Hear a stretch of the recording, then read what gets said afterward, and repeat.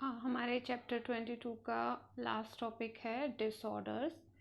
जो आपके different types of hormones थे जो अब तक हमने पढ़े हैं, उनका अगर ओवर सीक्रेशन हो या फिर अंडर सीक्रेशन, दो टर्म्स हैं यहाँ पर, ओवर एंड अंडर सीक्रेशन। अगर जो सीक्रेशन है वो ओवर हो रहा है यानी कि अमाउंट है ज़्यादा, तो वो कंडीशन होती है हाइपर सीक्रेशन।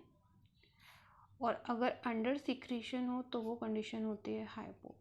ये दोनों ही कंडीशन किसी भी हार्मोन से रिगार्डिंग हो तो ये दोनों ही कंडीशन डिसऑर्डर ही होती हैं, क्योंकि उस हार्मोन का अमाउंट अगर ज़्यादा है वो भी इफ़ेक्टिव होगा, गलत इफ़ेक्ट डालेगा बॉडी पर। और अगर किसी भी हार्मोन का सिक्रीशन कम होता है तो उसकी वजह से भी कुछ डिसऑर्डर्स कॉज होते हैं। तो हम जो जनरल डिसऑर्डर्स हैं जो आपको पता होने चाहिए, उन्हीं को आज हम यहाँ पर डिस्कस करेंगे।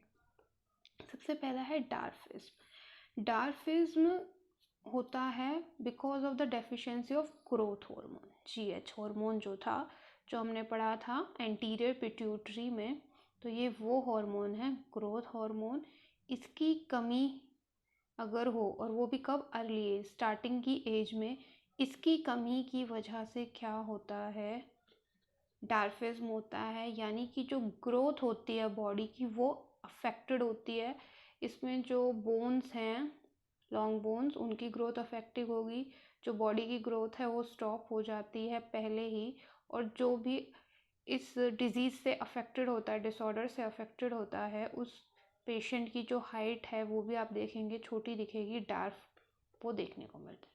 तो ये कंडीशन थी जब ग्रोथ हो कम। दूसरी कंडीशन है एक्रोमेगैली। इसमें क्या होता है, अगर ग्रोथ हार्मोन एक्सेस अमाउंट में सिक्रीट हो आफ्टर एडोलसेंस के बाद अगर आपका ग्रोथ हार्मोन एक्सेस अमाउंट में सिक्रीट होता है तो उस टाइम ये डिसऑर्डर क्रॉस होता है। इसकी वजह से जो लिम्स होते हैं यानी कि हैंड्स और आपके लेग्स, वो एबनॉर्मली लार्ज होते हैं, नॉर्मल के कंपेयर में ज़्यादा लार्ज होंगे। जो बोन्स होंगी लोअर जा की और लिम्स होगा वो एबनॉर्मली ज़्यादा बड़े होते हैं। नेक्स्ट है क्रिटिनिज्म। क्रिटिनिज्म क्या होता है, जो आपका थायराइड हार्मोन होता है थायरोक्सिन, अगर वो कम अमाउंट में सिक्रीट हो, हाइपो सिक्रीशन, अंडर सिक्रीशन हो, लेकिन कौन से स्टेज में, इन्फेंट्स की स्टेज में, जब एक शिशु, छोटे बच्चे को अगर जो थायराइड हार्मोन की सिक्रीशन है वो कम होती है तो उस टाइम पे जो डिसऑर्डर होता है वो होता है क्रिटिनिज्म। इसमें क्या होता है, इस हार्मोन का मेनली काम क्या होता है, थायरोक्सिन हार्मोन जो कार्बोहाइड्रेट, फैट, लिपिड्स, इन सब के मेटाबॉलिज्म में हेल्प करता है। और अगर ये कम सिक्रीट होगा तो मेटाबॉलिक रेट भी कम होगी और ऑक्सीडेशन रेट भी कम होगी, जिसकी वजह से हार्ट बीट स्लो होगी, जो ब्लड प्रेशर होगा वो लो होगा, बच्चा की जो मेंटली हेल्थ है वो अफेक्टेड होगी, mentally retarded. Second, goitre. Goitre भी आयोडीन, जो थायरोक्सिन हार्मोन है उसी के केस में होता है। इसमें क्या होता है, जो आयोडीन अगर आपकी डाइट में कम होता है तो इसका अफेक्ट पड़ता है थायरोक्सिन हार्मोन पे, क्योंकि इस हार्मोन को आयोडीन चाहिए होता है। तो आयोडीन की डेफिशिएंसी अगर हो आपकी डाइट में तो ये कॉज करता है गाइटर।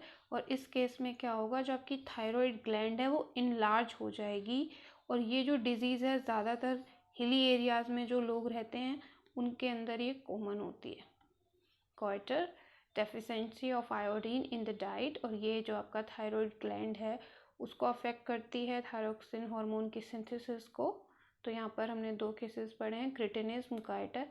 अब एक और केस होता है एक्सोपैथैलेमिक गॉइटर।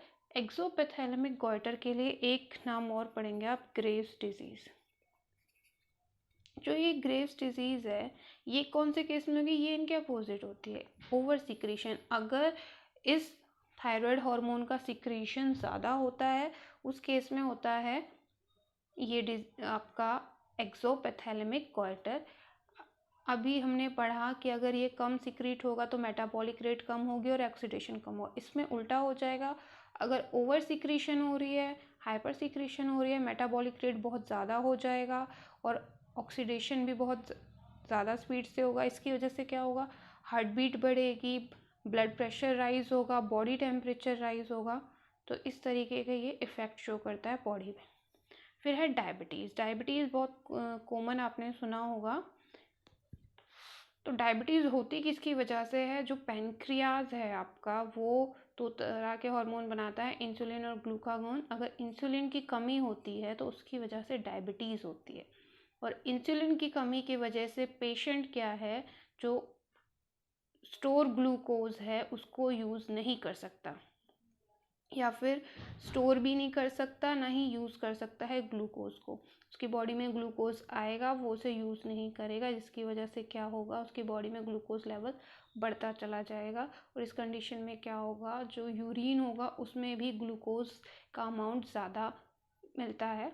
इवन कीटोन बॉडीज़ भी प्रोड्यूस होती हैं, ज़्यादा प्यास लगती है इस कंडीशन में। जो पर्सन इस डिजीज़ से अफेक्टेड होगा उसको क्या होगा, जो उसका विज़न होगा वो ब्लर्ड होगा, उसे धुंधला दिखाई देगा, वीक होगा, टायर्ड, इरिटेबल है, अंडरवेट, उसका वज़न भी कम हो जाएगा, थकावट होगी और इरिटेबल।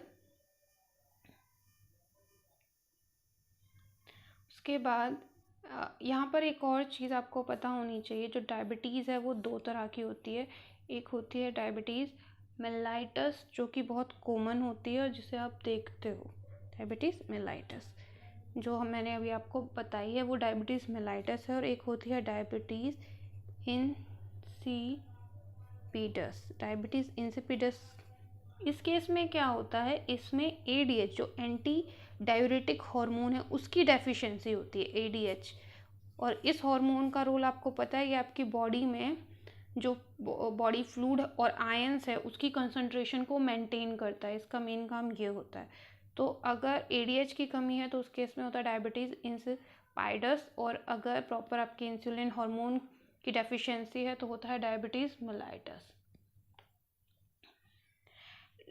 नेक्स्ट है आपका एडिसन्स डिजीज़। ये होती है जो आपका एड्रेनल ग्लैंड है उसमें मिनरलोकॉर्टिकॉइड्स की कमी की वजह से ये डिजीज़ होती है। इसकी वजह से क्या होगा, ये सीधी सी बात है, ये मिनरल्स की जो हमारी सिंथेसिस थी उसको देखता था, तो इसकी वजह से आयन इम्बैलेंस होंगे, जो आपकी वाटर रिटेंशन कैपेसिटी है उसको कम कर दें, यानी कि बॉडी के अंदर वाटर को दोबारा से वापस रिऑब्जर्व करने की कैपेसिटी कम हो जाएगी, ब्लड शुगर लो होगी, सोडियम की कंसंट्रेशन भी कम होगी प्लाज्मा में, पोटेशियम की कंसंट्रेशन बढ़ जाएगी, डिहाइड्रेशन, बॉडी के अंदर वाटर की कमी होगी।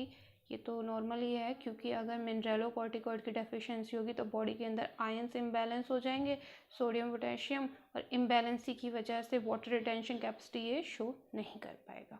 तो ये कुछ इंपॉर्टेंट डिसऑर्डर्स हैं जो आपको आने चाहिए रिगार्डिंग द हार्मोन।